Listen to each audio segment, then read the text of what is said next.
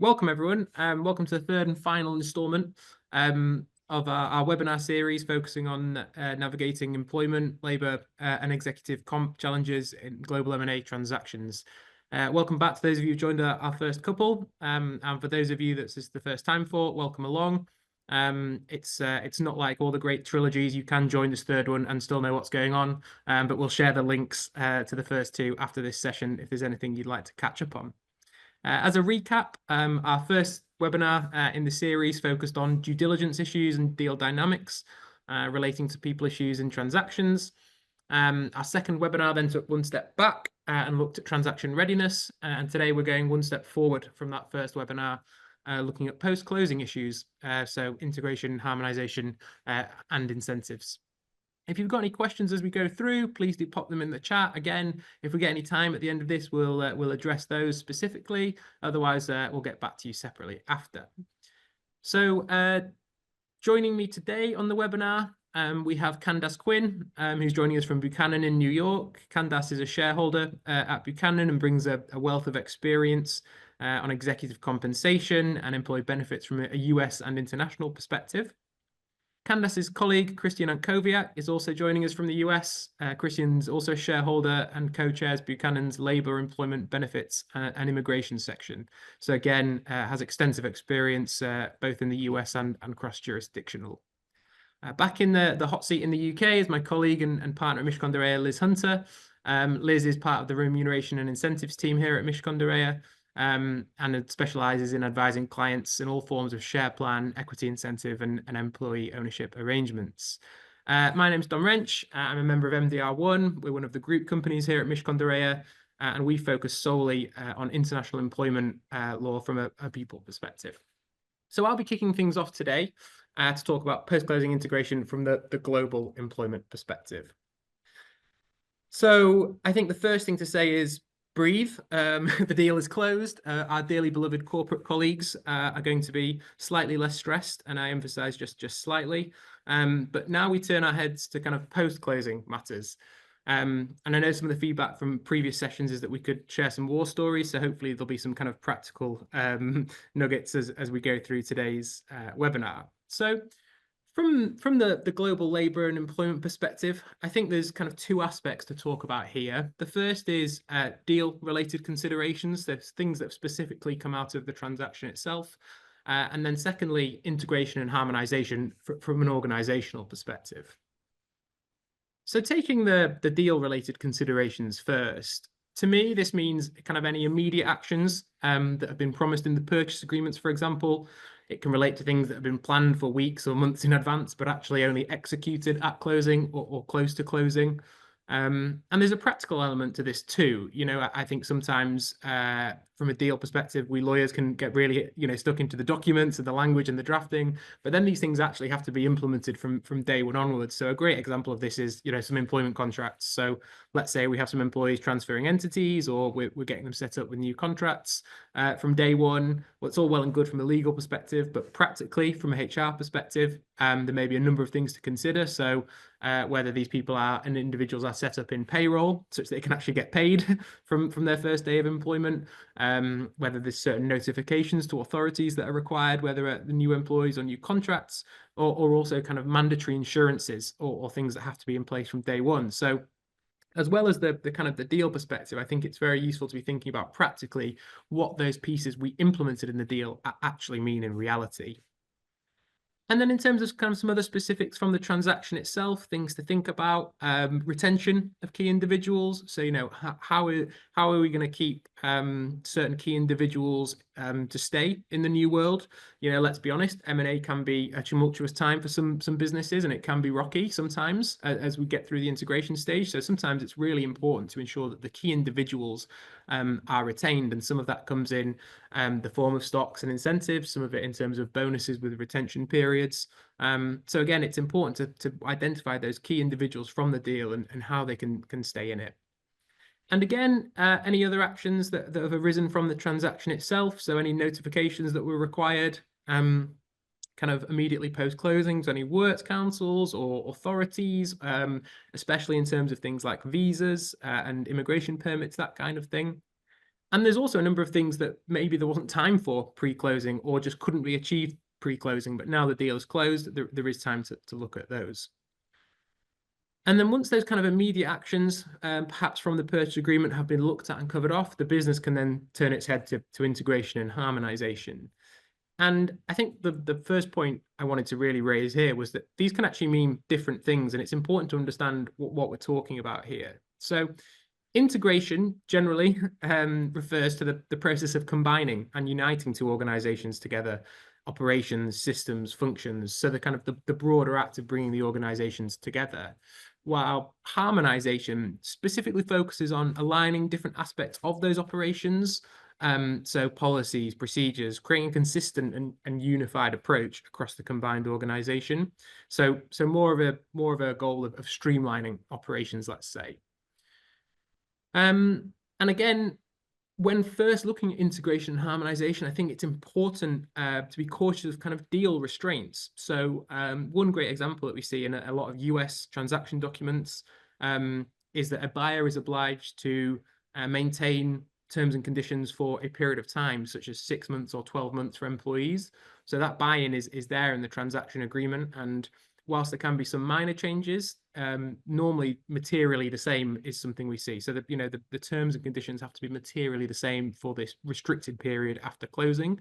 So it's worth, you know, those individuals that may now be involved in the integration and harmonization might not necessarily know that that was something that was agreed as part of the transaction. So it's important to bring awareness to that for them. And again, in other jurisdictions in the EU, for example, we need to be careful of where there may have been a 2P transaction, and the, you know, the employees are protected to a certain extent, so we can't change terms and conditions just because of that transfer, and we don't want to make any kind of changes that would actually be void because of breaches of those laws. So again, conscious of how the deal then impacts what goes on into the future. The first port of call from integration and or harmonization perspective is sometimes to look back at the original diligence. So, you know, what can we learn from the actions that were already previously undertaken and were kind of built into the DD report, but then either couldn't be achieved pre-closing or perhaps it wasn't sensible for them to be done at that time. So again, something that might not be material enough to be a condition precedent, but is worth the post-close tidy up. So this basically just takes us back to that first webinar. So this is talking things like, you know, works councils and making sure, you know, that the new business knows what they're getting. Are any consents to any post-closing actions required? That kind of thing. It may be new to have a business with a works council, or it might be a slightly different dynamic to that works council. Again, revisiting any kind of employee census red flags. Anyone that you need to bring into line, and the same for any kind of individual agreements. You know, I've seen some great ones in my time, everything from, you know, some very beneficial severance arrangements that have been agreed in the old business, to guarantees of bonus payments based on the whole, you know, organization's turnover, that kind of thing. So it's worth re-looking at what was picked up in diligence, but may need to be rectified going forwards. Same for things like benefits, pensions, looking again at any litigation that's still active. Perhaps now is a good time to kind of assess the stages of those litigations, especially for the buyer once they're in control of that business, and assessing whether things should be settled or kind of still pushed through the litigation pipeline. And again, immigration, as I mentioned, is a key point. So again, in that diligence, we might have identified where there are sponsored visas for foreign workers, and whether there is any specific notifications that need to happen immediately post-close to keep people working and in the business. So that's, to me, I kind of describe that as the reactive. So what have we learned from diligence that needs to be rectified? And then there's the proactive piece. And for some clients, this will be business as usual. You know, they have bought a profitable business that is functioning very well. So there might not be many things they want to do immediately. It might be something they might want to change 6 months, 12 months, 18 months down the line. Or they may be very minor things and they're happy with the business. Other clients want to be a bit more hands-on with the integration and harmonization, and will want to ensure kind of more closer alignment from day one, or if not day one, certainly within the first few months of the post-close world. And again, the most kind of common things that we see from a labour and employment perspective, you know, it won't surprise you, are employment contracts, policies, bonus schemes, benefits, things that make it feel like one organisation. And for me, again, outside of the legal context, really, this is a real practical issue. And it goes down to culture. And I know others are going to talk a bit about this piece as well, but I think it's important that we're talking about culture, because it's one thing, especially for, external counsel, to be saying these are great things to be putting in place. Well, we need to make sure they're actually going to be well received in the new workforce and are going to practically work. So I think it's worth always considering the cultural piece. And like I said, after transactions, there can be sometimes some concerns from employees or kind of sensitivities around how the new world will be. So that can sometimes determine the timeline for certain post-closing actions, and also ensuring that the integration is a bit more seamless and smooth. We can't really talk about integration harmonization without talking about restructure and RIFs. And I think we could probably run a whole series of webinars, not just a single one, on RIFs and RIF plans. But we'll wait to see what your feedback is first before we do that, by the way. But that's just something that came to my mind. Sometimes these RIFs are planned in advance.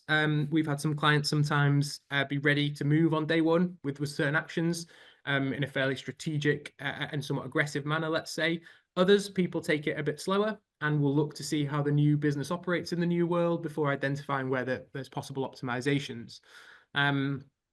And this is a bit of a shameless plug. We have a RIF roadmap for managing a global RIF, which if anyone that's joined this would find that useful, just please do reach out and I can share that as well. But the key things, I think, for the post-closing RIF are basically the same as if it was in normal circumstances for a RIF. So strategy, preparation, looking at the costs, the actual implementation. The same kind of concepts apply. It's just in the post-closing world, we just need to have one eye to the deal again of the transaction documents, of whether there's any restrictions there or anything that would change the approach necessarily to those RIFs. And my final point that I just wanted to touch on here was that I think it's really important at the end of the deal, especially from a labor and employment perspective, to reflect. I think as lawyers, we're very, very quick to move on, and and in the world that many of you operate in, it's very much on to the next, and we're into the pipeline. But I think the reflection piece is really important, just to make sure that the next acquisition or the next merger, there are learnings. There are things that can be taken to make it a smoother process, or there are maybe bits that were missed and actually would have benefited to pick them up earlier in the transaction. And dare I say it, consideration of where you've used your outside counsel. Have you used them as effectively and efficiently as you can? And made sure that the work that your external counsel are doing and that you are paying for is the right kind of work that you want them to be doing. So these are all things I think that are useful to pick up. And just to make sure that the next transaction that you go through it is as seamless as possible. With that, I'm going to turn over to the equity, reward and tax side with my colleague Liz. Thanks, Dom, and hello, everyone. So I'm going to start by picking up on something that Dom mentioned as well, and that's that remedial reporting aspect. One of our sessions earlier looked at due diligence and what were some of the things that can be picked up in that due diligence review. That due diligence information is not just about getting the right price on the transaction and deciding whether to proceed or abort a deal. That due diligence reporting needs to be revisited post-closing in terms of what are any payroll actions and payments needed and on what timescale. Sometimes in some jurisdictions, you can have very, very little time to take that action at all. Other countries, you have a little bit more time to get those actions completed. There may also be some reporting that has been missed historically, as well as actually dealing with the reporting and tax the transaction itself. So having to go to tax authorities with voluntary disclosure and completing actions that should have been done historically, but weren't by the target. And now, being the acquirer, it's your responsibility to get that housekeeping up to date. So I'd say that is one of the first actions to take. And it is important because if there are delays with that, you are going to be on the back foot in terms of additional costs, in terms of the penalties that tax authorities can levy. If you go with voluntary disclosure, you're going to have opportunity to mitigate penalties in a way that will not apply if you don't take action quickly, and actually the tax authorities come in and do what may be just a very routine compliance review, but actually they then are picking up all these reporting failures that have not been addressed. You then are going to be in a very more punitive regime in terms of the sanctions applied. So that's the first thing, kick off that remedial action, do not delay on that. Now I'm going to highlight a case, Ponticelli and Gallagher, that was decided last year in the UK, and it's thrown the cat among the pigeons a little bit, to use an idiom we have here in the UK, when it comes to transactions, because until that case, it was very much the view that anything that was an equity award, you know, a share plan, a stock plan, interest, sat very clearly outside the employment contract. And we are always taking care that all the documentation very clearly states this is separate to and gives no right to entitlement for claim of loss under your employment contract. This case was looking at an all-employee arrangement that was tax advantaged in the UK, so not a discretionary selective participation plan. And it involved the deduction from pay on a monthly basis into sort of a savings account that was then used to buy shares in the business. And slightly unusually, this wasn't sort of an annual incremental award. This was sort of an evergreen arrangement. And an employee who had been TUPE'd across, had been employed in Target, that was then acquired, brought a claim that post that transaction, he had lost rights under this share plan, and buyer had not implemented an equivalent arrangement. They had offered a cash compensation arrangement, as is typical. If you can't replicate something, you may give you know, some cash compensation to smooth over the kind of the goodwill position around loss, even though you may not be contractually obliged to do so. So something was being offered, but the court held that wasn't enough. The nature of this was so intrinsically linked to pay because of these monthly pay deductions that there was an obligation under 2P for buyer to put in place an equivalent arrangement post-deal. Okay, so this is new case law that really has kind of upset thinking in terms of, for equity, you may not have this obligation to replicate an equivalent arrangement. And it's difficult because the structure of the new enlarged group may not lend itself to rolling out exactly the same. You know, there's no definition of what equivalent is. If it has to be the same form and it's tax advantaged and the buyer does not meet the criteria for eligibility for such arrangement, it is simply not possible to offer that.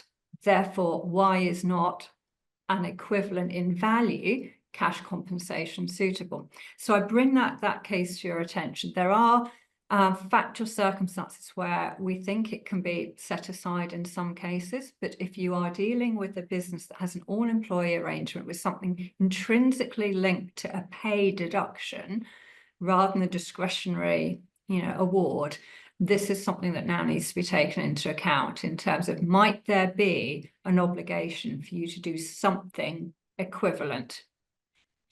And we can think about the sort of the reward elements into a few buckets. There will be contractual elements, things that you will be obliged to replicate going forward. There will be discretionary awards where you may want to pause and think, well, is this something we want to continue? Can we optimize it? Or do we want to cull it? Do we want to replace it with something else? There will be awards that are sort of custom and practice. There's nothing contractually stated, but it has become such a regular practice within the target organization or within the sector that target operates in, that there is a very real expectation that same benefit would be provided post-deal. So we've got these different buckets of things where some action you will have no choice, you will have to do it, at least for a defined period of time afterwards.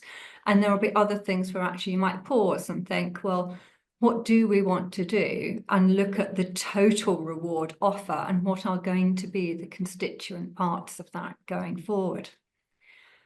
And to some degree, there is going to be the realism of how much do we care?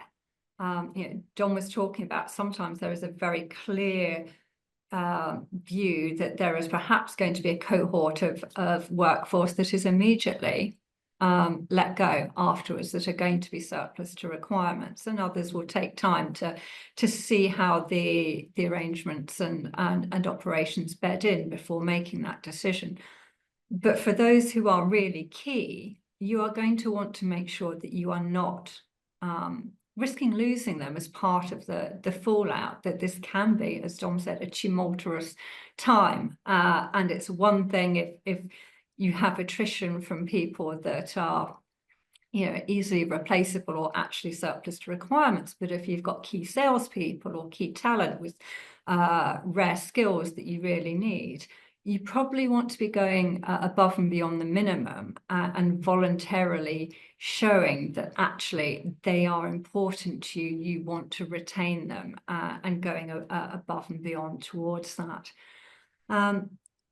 Culture, them and us, how divisive is this going to be? Don't necessarily think this is about imposing your reward offer onto your newly acquired business. Actually, think about what has been in place in Target, and maybe there are some things that have been offered there that you could build into your offer as part of this harmonization and say, actually, we can cherry pick the best of breed here around where we have choice. And even if something's been contractual in Target, but not in your organization, think, well, maybe should we roll that out more widely so that we have a more unified offering and rollout, rather than this sort of mixed bag of offerings that can be quite divisive, because people will talk and they will know what is on offer more widely in the organisation. And the impact of structural change, what was possible in Target may not, as I said, be possible in the enlarged group because of eligibility requirements for certain arrangements. As Dom touched on, the KPIs that have been in place before may be based on divisions, on entities, and the whole group structure may be going through a post-close reorganisation and revamp. So there may need to be a bit of pause to see how structurally and operationally things are going to lie before setting the new go-forward metrics against which accountability and reward will be measured and delivered. Where people are going to be in which jurisdictions is also going to be an influential factor when you're talking about global organizations. So with that, I will move on so that we hear from our US colleagues in Buchanan. Thanks, Liz. Thanks, Tom. Appreciate the opportunity to be back again for round 3 to talk about this important issue. I heard the word tumultuous referenced a few times, and I agree initially with Dom's comments about how our corporate colleagues probably have an opportunity to breathe a bit of sigh of relief at this point. But I will tell you from my experience, I think our HR colleagues, probably their stress level increases exponentially at this point. So it's a bit of a trade-off. I think HR, in this phase at least, has the monumental task of trying to bring together, two different workforces in a way that allows them to thrive as one organization into the future. And I think if things don't start out on the right foot, those teams don't necessarily mesh, and that causes that increase in turnover and that tumultuous nature that can accompany that post-merger integration phase. You can lose key talent, and potentially, the value that you sought to achieve through this merger may not materialize. And in the worst of all cases, it could certainly collapse. So, in my experience, at least, I think there's a couple things you can focus on to plant the seeds for success. And I want to go through those, and they're listed here kind of on this slide. There's been a little bit of reference to culture. I want to kind of focus my first point in that regard, particularly because I think in this context of HR does play a monumental role in evaluating cultural differences and developing that plan to harmonize those cultures. Every company has a distinct culture that makes it unique. It's what sets them apart. It tends to create loyal and engaged long-term employees. I think when you enter into a merger, there's a risk that there will be a cultural clash. That can certainly impact the success of that transaction. That's why I put it first on this list. I do think it's HR's most important task. There's 3 risks that I typically see. There's more, but we're going to focus on these 3 for a minute. And I'm going to talk about 3 suggestions to try to mitigate those risks as we think about HR's role in this process. The first is employee resistance. And I think in an M&A transaction, employee retention and morale are absolutely critical. Talk a lot about the mechanics of a deal and the finances, but you're really bringing together 2 groups of people. And when there's a clash of values and working styles, I think you end up in a situation where employees could resist change. That could decrease morale, certainly decrease productivity, and have a real impact on engagement. So I think integration efforts can be derailed by lack of employee buy-in, and certainly that will lead to an exodus of key employees, and that could be extremely detrimental. The second risk is communication breakdown. When 2 companies engage in different communication styles and practices, I think there's a significant risk of creating misunderstanding, and misinterpretation will absolutely follow. And I think in this phase, HR can play a really important role in helping to craft effective communication, aligning goals, managing expectations, and most importantly, probably the building of trust between employees from both organizations. The third point I wanted to talk about was cultural dilution. When companies attempt to assimilate cultures too quickly, there's a risk of losing some aspects of what makes those organizations' respective cultures unique and valuable. And it's what I talked about, at the very beginning of this segment. That can lead to a loss of identity and decreased employee satisfaction. And again, it can contribute to attrition. So, culture is a lot of what makes an attractive place for people to work. And you need to, as HR professionals, find a way to create that new culture inside the new organization. So what can you do about these 3 areas that I've just talked about? I think the first one goes back to cultural due diligence.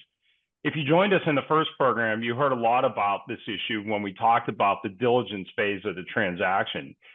I think if HR professionals and business teams put some work in on the front end, when it comes to cultural diligence, it's going to pay tremendous dividends in this phase of the transaction. And this can help to identify potential challenges and also opportunities. So examples of some things to look for, identifying shared values and beliefs, understanding how each of those respective companies engage in their decision-making process. What's the collaboration dynamic?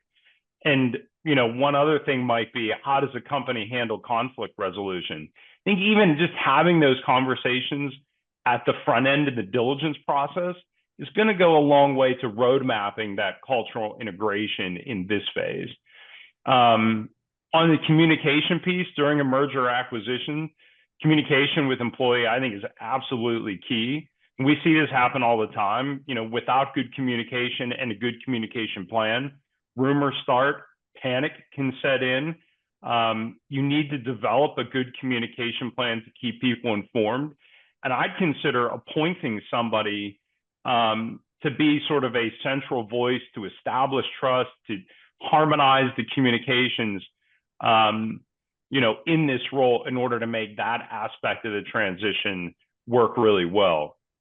And of course, I think the last item is putting together a roadmap, being really intentional about how you're going to bring those 2 cultures together. There's a lot of moving parts in this phase, as the other phases we discussed. Those that I see succeed in this phase are ones that bring intention to the process and actually create sort of a structured integration plan. It might include activities such as cultural training, and we'll talk about that in a minute. Workshops, initiatives to promote cultural exchange and understanding, finding ways to give people a voice in the process. It's their company too, and you want to be able to create that kind of going forward. I'm not going to spend a lot of time on the second bullet point.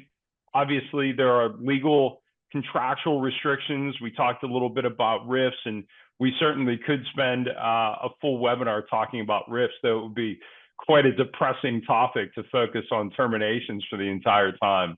But that is an unfortunate part of this process. There's going to be redundancies when you bring two companies together. You do in the United States have to be cognizant of, we talked about this before, the WARN Act and what that may require in terms of certain notifications to employees who are laid off. But you also, as my colleagues mentioned in the last segment, need to be mindful of separation agreements, change of control agreements, what those payout obligations look like, so on and so forth.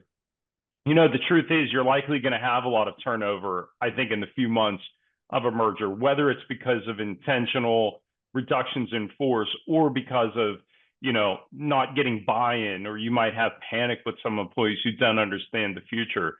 Again, I think that's where HR can play a tremendous role. It's an often overlooked issue, but for those employees that remain, I think HR professionals need to closely manage and monitor their performance, look for signs of disengagement and low morale, and be ready to pivot to make that work going forward and to implement things to improve the likelihood of integration and harmonization among those two groups of employees.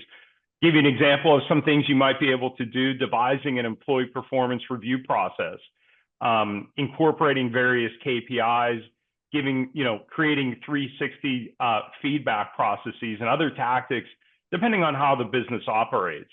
Of course, Liz mentioned total rewards, and I think that's a huge aspect of this as well. And we'll talk about that maybe a little bit later. The third point, briefly, introduce and provide training on new policies and practices. Change makes people nervous. And when you create, in order to create a new company successfully, cultures and roles have to be redefined at all levels, and expectations need to be clearly communicated. I think employees on both sides of the transaction are going to wonder what the deal means for them or how they fit into the new company. When we advise clients, we make it a point to remind business teams all the time that new company's leadership has to be consistent when communicating their stories, their goals. I think you can avoid a lot of stressors to morale by focusing on how's the deal going to benefit your people in the future, rather than necessarily on the synergies it's going to produce for the organization. So to give you some ideas of things that we've talked about previously, holding town halls, holding one-on-one meetings with managers, new managers, finding ways to integrate those teams together, team building exercises.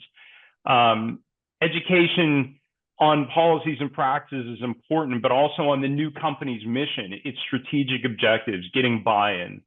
I think those are all really critical. I mentioned immigration because this is a cross-border, M&A, labor and employment transaction discussion. So not to get too technical for a minute, but at least from the U.S. perspective, for companies that sponsor non-immigrant work visas or the green card process, a merger can have significant impacts on the status, the visa status and permanent residency timeline of employees. And you need to understand the deal dynamic in order to be able to mitigate that. And I wanted to flag for this purposes of this discussion, I think an important initial distinction is to make the difference between where you have a change in ownership and a change that results in a new employing entity of foreign workers. So if the sponsoring company undergoes an ownership change, but otherwise continues to exist and operate, at least in the US, under the same federal employee ID number, I think the impact on workers is probably minimal. But an acquisition or ownership change that results in one entity Now, employing these individuals that wasn't previously employing them, that's going to have more significant consequences. And that change of employer is going to trigger the most ramifications for existing and in-process visa and permanent resident applications. You have to work with good immigration counsel to really nail that process down. And the last point, maintaining process discipline and performance expectations. I think this can really be boiled down to one word, and that's organization. Successful teams, from my perspective, divide integration activities into different categories like sales, facilities management, certainly human resources. And then I think specialists in those functional areas can be tasked with outlining and performing integration goals within their area of expertise. You know, in my opinion, this makes the integration run faster and smoother as experts and users are sort of connected and become owners of that process and more involved. In that respect, the integration plan has to be clear, and you have to hold people accountable for their tasks along the way, and you have to be ruthless in that regard, because otherwise you risk all aspects of this transaction falling apart after you've put in all the hard work to get there. Obviously, I covered a lot of topics at a high level, all these essential places, I think, you know, in the post-merger integration process, and there's a lot of smaller tasks you don't want to miss. So if I could leave you with one piece of advice, make sure to put your integration plan down on paper and seek guidance from your favorite legal advisors. So with that, I kick it to my colleague. Can I just jump in on a couple of things, Christian, because I just think they're really important just to touch on briefly. The first, I think, is what you mentioned about, you know, sometimes you just look at the workforce of the target, right? But you need to communicate with your own workforce and how they fit in together as well. Sometimes the focus is much more on the target, but there needs to be some core messaging internally as well. And the second, I think, for all your really sensible kind of warnings and mitigation at the start, I think the key, and correct me if I'm wrong, is that HR are involved in M&A right from the outset. Sometimes in some deals where, you know, the deal happens and then they kind of just go, hey, HR, have this company, and you deal with it. And that's where it can get a bit messy. But all those things that you're talking about are kind of proactive and having their engagement early on, right? Yeah, I think that's absolutely key, because if you bring HR into the tent from the beginning, they can certainly be thinking about the ways in which to lay the groundwork for that successful third phase when you get there. It's much more difficult for them to have to come up to speed or maybe even unwind something at the very end. So having them as a partner in the process is, I think, oftentimes overlooked. But I find that in successful mergers, they've been a business partner from the beginning. Yeah, totally agree. Sorry, I interrupted. That's all right. Candace, you're up. Okay. Thank you, Christian, and thank you, Dom and Liz, the opportunity to join you folks today, and hello to all. Employee benefits and executive compensation, the post-merger integration and harmonization. Well, before addressing how to manage this, it's very important to understand that we first have to look to determine whether the merger or acquisition is an asset or stock transaction, exactly similar to what Christian just discussed regarding immigration. Employee benefits integration decisions also depend on the type of the transaction. So if it's an asset purchase, the buyer is purchasing, of course, some or all of the seller's assets. And at this point, normally the employees of the seller are terminated. And often the buyer will rehire those employees and they will become employees of the buyer. Now, if it's a stock purchase, in a stock purchase, the buyer is purchasing all the stock or ownership of the seller or the division. And in that stock purchase, the employees of the purchased business remain the employees of the business, but now you have two parties that have two different businesses coming together that have to be integrated. Now, the stock sale, the buyer is responsible for integrating those employee benefit plans, communication, and onboarding those new employees. Now, the buyer will need to conduct a benefit plan review and determine a strategy to proceed, including addressing the costs. Again, both Christian and Dom and Liz all mentioned the due diligence report. And I would go back to this again and stress looking at this to determine what potential costs could be involved with regard to these employee benefit plans. I mean, clearly, as Dom mentioned, you could have litigation regarding some of these plans, and you certainly want to be looking at them now to determine how you're going to proceed. Now, also the buyer will need to address the legal and compliance requirements for the employee benefit plans in this merger and in order to harmonize. Now, generally, there are three types of employee benefits, three categories. Now, the first category is qualified pension and 401k plans. Okay, terminating, merging, freezing qualified pension and 401ks. What can a buyer do? Well, a post-merger company can become a new plan sponsor, or one company can merge their retirement plan into that of the other company, or either or both can decide to terminate their retirement plans. In that case, there may be no retirement plan, or one company that merged can terminate their plan and the participants can join the other retirement plan. Now, one thing to remember, if the retirement plan of the company is being merged into a post-merger company, care must be taken not to violate what's called the anti-cutback rule. Now, under this rule, the company cannot reduce or eliminate any of the protected benefits of those participants. And the accrued benefits can include the accrued benefits, early retirement, and other features of the plan. Okay, now, do you terminate a retirement plan in a merger? Well, what happens? Well, if the company terminates a retirement plan, then it must notify all the participants, and upon termination, each employee is 100% vested in their accrued pension benefits if it's a defined benefit pension plan, or in their 401k balance if it's a defined contribution plan. Now, the participant may be able to roll over the distributed assets from the terminated pension plan or 401k, possibly into another retirement plan, but this will depend on the facts, or they may look to an IRA. Now, the buyer will need to comply with, in the US, known as the Employee Retirement Income and Security Act. And the buyer will need to be aware of those requirements as well as the tax issues, because in this area, those are the two statutes that govern the administration of those qualified retirement plans. Now, in addition, the buyer will have to address plan documents that may require plan document amendments, updates on summary plan descriptions, and have to address compliance and IRS reporting requirements. The second category of employee benefits is executive compensation and incentive plans. Now, in assessing executive compensation structure, base pay, bonuses, and various incentive plans to integrate and harmonize after the merger and for optimization, this will require the company to address aligning the pay of the employees, communicating clearly what the company goals and objectives are, and designing incentives important for this integrated group. Now, also the company will need to create key employee retention strategy and retention programs, as Christian mentioned, and design incentive plans to drive economic performance goals and create post-merger a reward system for the employees to help them and incent them to reach their targeted metrics for the new company. Now, to integrate and harmonize executive compensation incentives for a newly hired employee in an asset transaction, this could be granting new awards. Now, if it's approved by the board of directors, including stock options, and in the US, we have a tax advantage stock option plan. It's called an incentive stock option, which I discussed in our earlier webinar.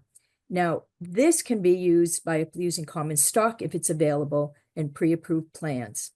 Now, the buyer could address incentives by creating new types of plans, and these could create new opportunities for the shareholders. Now, these plans will be subject to strict compliance requirements under the U.S. Code Section 49A, again, which I discussed in more detail earlier in our presentations. And if we fail to conform to these requirements, can result in serious violations. So if it's a stock transaction, then the buyer will need to decide how to address if the merged company has incentive plans. What do they do to them? Do they keep them? Do they terminate them? Do they merge them? And a lot of that will depend on the actual terms of the incentive plan. Now, as you can see, a buyer in a U.S. merger can navigate a lot of federal and state income tax and also securities issues. There's securities issues at the federal and state levels, as each state has different rules. So all of these will have to be addressed as they integrate the executive compensation incentive plans. Now, in the third category of employee benefits is health and welfare plans. And this tends to be very complex. There are several statutes that are involved in this area. So addressing health and welfare plans, depends again on is it an asset or stock sale, and how these benefit laws will be applied. Now, in complying the benefit laws, such as we mentioned, the Employee Retirement Income Security Act, the tax laws, and other health and welfare statutes, including the Affordable Care Act and the Consolidated Omnibus Budget Reconciliation Act, also known as COBRA, sorry for the acronym, they have strict rules that are applied. Now, for an example, in a first step in addressing health and welfare plans, you look and determine if this sale is an asset or stock sale, and if it's an asset sale, you have to be very careful, because if the buyer purchases the assets of the seller, as we talked about, and these employees are terminated by the seller, while they await being hired potentially by the buyer, there could be a transitional period after the transaction. Now, if the seller provides an extension to these former employees of their benefits, there could be an inadvertent creation of what's known in the U.S. as a multiple employer welfare plan. I don't want to say it, but it's MIWA, another creation of the law. What happens here is, unless the seller relinquishes responsibility for providing that coverage, then this MIWA has its own compliance requirements. Can you imagine? So now you've thought you had just sailing through, you've got your team together, your HR team, and you're just coordinating. Now, all of a sudden, because this area wasn't overlooked, you have potential compliance issues in state and federal level. So I highly stress before you extend that extra benefits to these employees, be sure to speak to ERISA counsel to make sure you don't have any unavoided consequences. So if the transaction is a stock sale, the buyer is buying everything, and the employee bans will have to be integrated. Now, there's the other statute I mentioned, the Affordable Care Act, which is our health care statute, and this also is going to be involved in this area, because the employer will have to make sure that they provide certain requirements. So the Affordable Care Act applies if you have 50 or more full-time employee equivalents. Now, if you have part-time people, there will have to be calculations to determine if you have 50 full-time equivalents. Now, if the employer does meet this requirement, the Affordable Care Act has specific mandates. First is that the coverage offered should be to at least 95% of those full-time employees and dependents 26 years or older. And the coverage offered must be affordable. And what affordable means is that it cannot exceed a certain percentage of the individual's salary. And also under the Affordable Care Act, the coverage must be of minimal value. That means that the pay for the coverage must make sure it covers at least 60% of the cost of the healthcare services. Now, this area is very complex. Christian and I have worked on multiple clients in this area, and it really is a handful. So again, I've stressed to be very careful. There's many traps for the unwary here. For multinational companies that purchase a company in the U.S., understanding the laws and requirements and how they proceed is very important.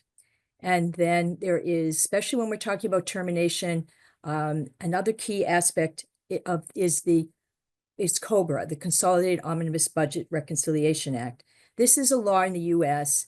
that provides that if an employee has a certain qualifying event, such as a termination, which can occur in, as we've discussed, with RIFs, et cetera, in merger and acquisitions, then a qualifying event, such as a termination or a reduction of hours that causes the employee to lose their health coverage, can create the opportunity for a COBRA event, which allows them to decide whether they want to continue on the employer's coverage, but they usually will have to pay for it themselves. There's also very strict notice requirements under this statute, and the penalties are very severe if the proper notice isn't given to let the employees know they can potentially continue their coverage. Now, lastly, for purposes of our discussion, is the Health Insurance and Portability and Accountability Act. This is a federal law that protects healthcare data privacy and maintains health insurance coverage. It protects the privacy of individuals' medical records and personal health. For multinational buyers, it is important to be aware of all of these laws, and there's more, because failure to comply can result in some strict penalties that I don't think are necessarily considered when they're putting together their transaction. So with that, I'm going to forward it over to Liz. Thank you.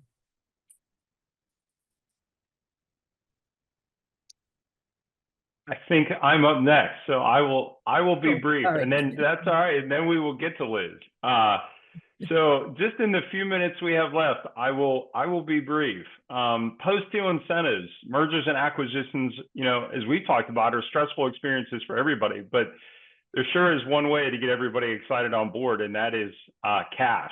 Cash does wonders in this regard. And one of the things I encourage companies to do in this stage is align compensation programs with their overall business strategy. And one of the ways you do that, I think, is really important, is to start by doing a market analysis. You might be thinking about the way compensation work with Oldco, but Newco is a bigger company. There's more revenue. And so do you need to go look at the market for what is now your new band in terms of compensation trends, and make an informed decision about structuring comp in this new reality, especially if you want to retain top talent. I think it's important in that context to also look at pay equity issues, assessing internal equity and addressing any pay disparities. This is a perfect time to fix those issues when you're integrating two different companies with different compensation structures. And to me, fairness and transparency are absolutely key as part of this process when you want to create that heightened sense of morale and engagement in that post-merger world, establishing clear criteria for determining how comp will be affected, maybe using formulas and clear performance metrics, market data. All of that's going to inform greater transparency, which hopefully is going to lead to better engagement and morale. Liz mentioned previously total rewards and that proposition. I think that's incredibly important. Some studies suggest around 45% of organizations modify bonus structures post-merger. You got to think about your bonus plans and maybe introducing performance-based incentives for getting people excited and engaged, and obviously rewarding them for that level of engagement. Legacy equity and transition into a unified equity program. Based on my experience, probably around 75% of companies revise their equity comp plans following a merger. That's really important. And looking at ways in which that you can retain and keep and excite your top talent is going to be critical.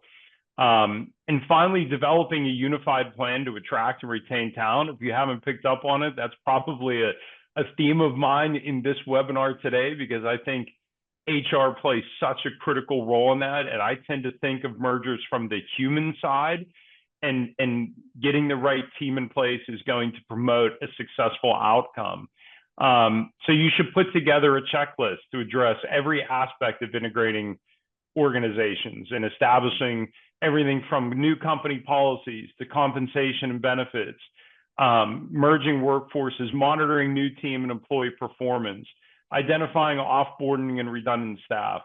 Again, I mentioned this in my previous segment today. Having a strong roadmap, being intentional and deliberate, is going to pay tremendous dividends.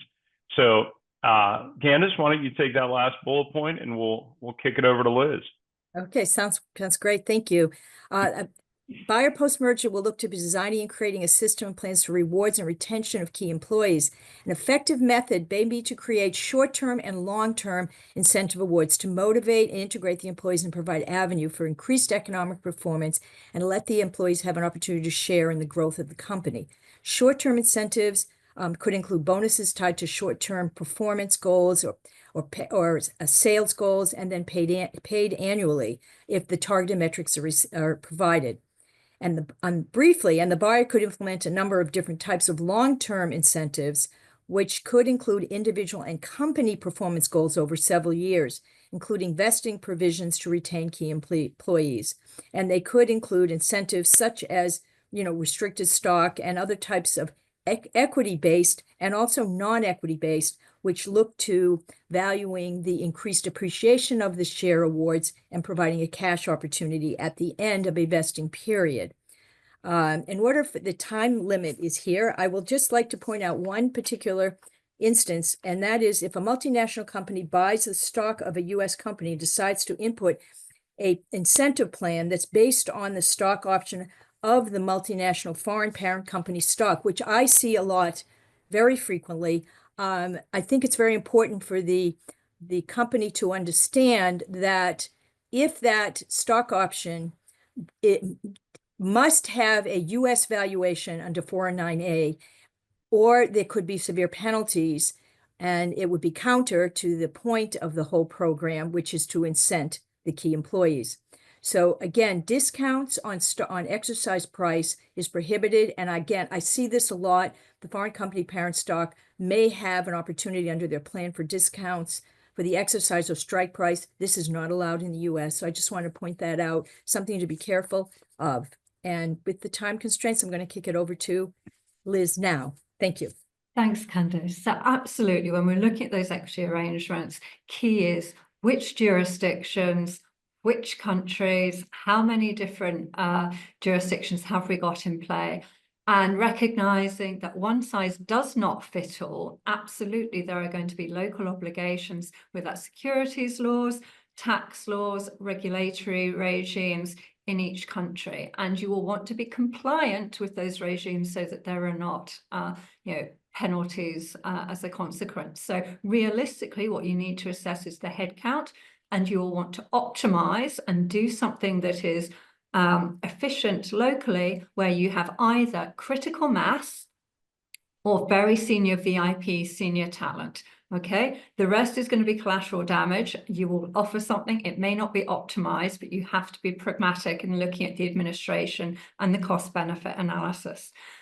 There may also be more cross-border working. You may have people moving between target and buyer to aid the training, the collaboration, the knowledge sharing, the unified approach to doing business, buyer's way, perhaps. That is going to have implications as well. How are you managing that cross-border activity from an immigration perspective, from a tax perspective? You could have trailing liabilities in different countries to manage. The structural impacts I touched on earlier will drive what you can and cannot do. So you may need to think about how something is being communicated. Christian's point, communication is key. If something is going to change, it's going to be different. There will be skepticism that this is going to be worse than what they've had before. It may not be. It may be better, but you need to have that compelling and clear articulation and communication of that. Square peg to round hole. Yeah, one size does not fit all.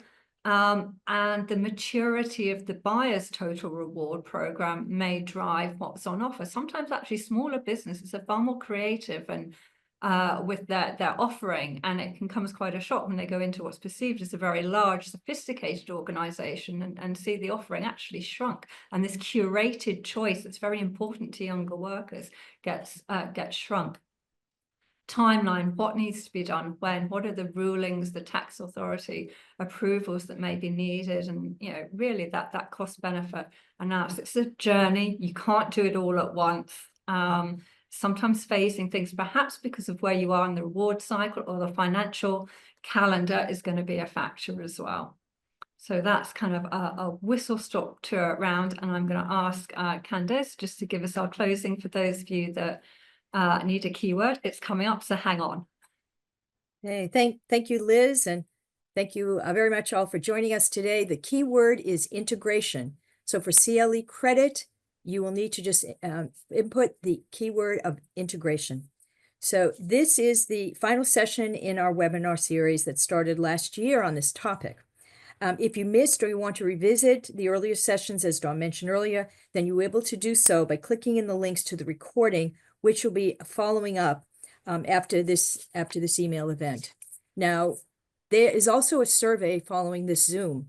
Please use this survey to not only input the keyword integration, but also if you could suggest any topics you would like us to cover in a new webinar, please do not hesitate to include those. Thank you all very much, and I hope you have a great rest of the week. Thank you.